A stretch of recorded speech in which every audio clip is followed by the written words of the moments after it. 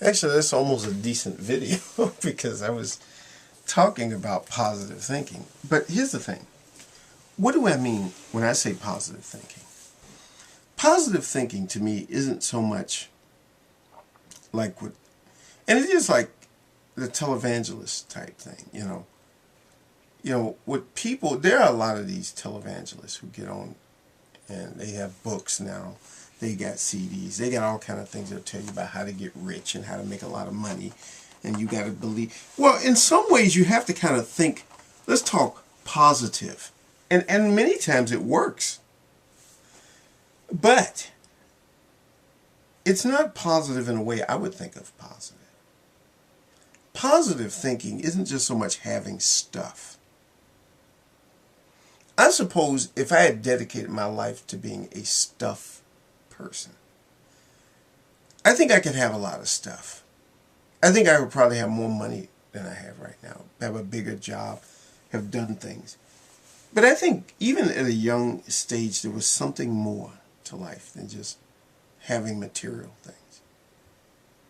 There is something. There is something that we would even call moral or great or religious in some way, in a non-churchy sense of religious. Sometimes, I'm kind of like Maslow in a sense that, Maslow wanted to get rid of a lot of religious words in describing things in psychology.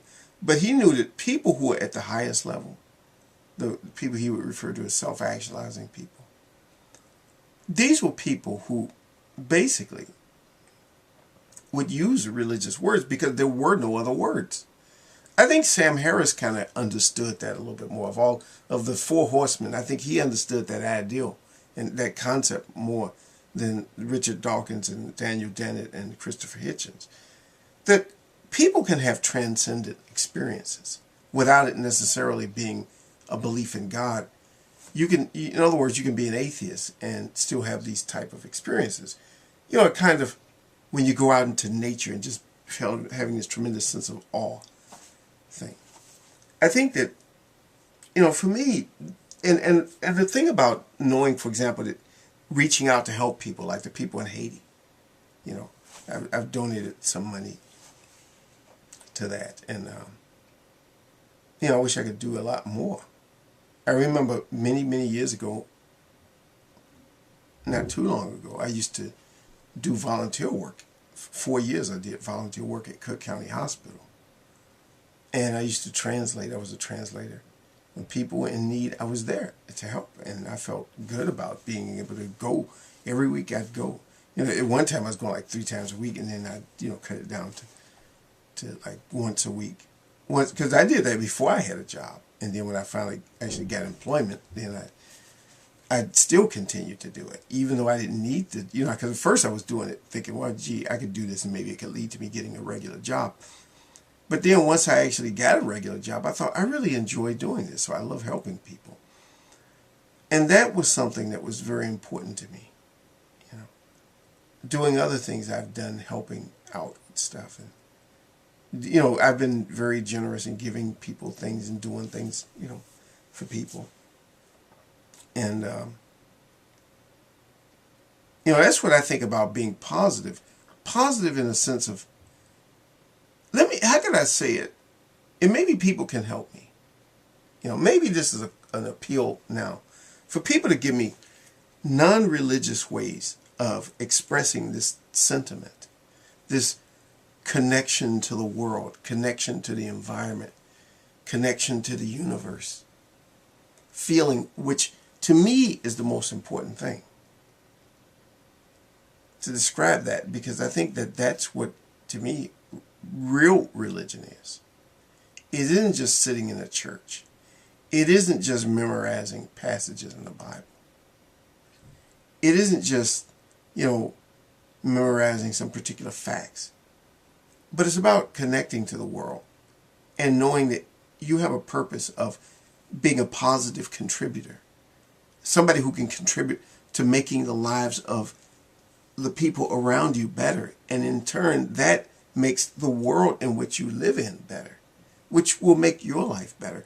I don't know how to explain that. I don't know how to describe that. without using religious terms, a spirituality, a sort of serving God. But you could say serving God without saying God, because the only reason why I'm saying that, and even trying to take the God out of it, because I want to include people who are atheists, and understanding that I think the feeling is exactly the same for all of us. But what gets in the way are words that we use to describe that. What gets in the way are words.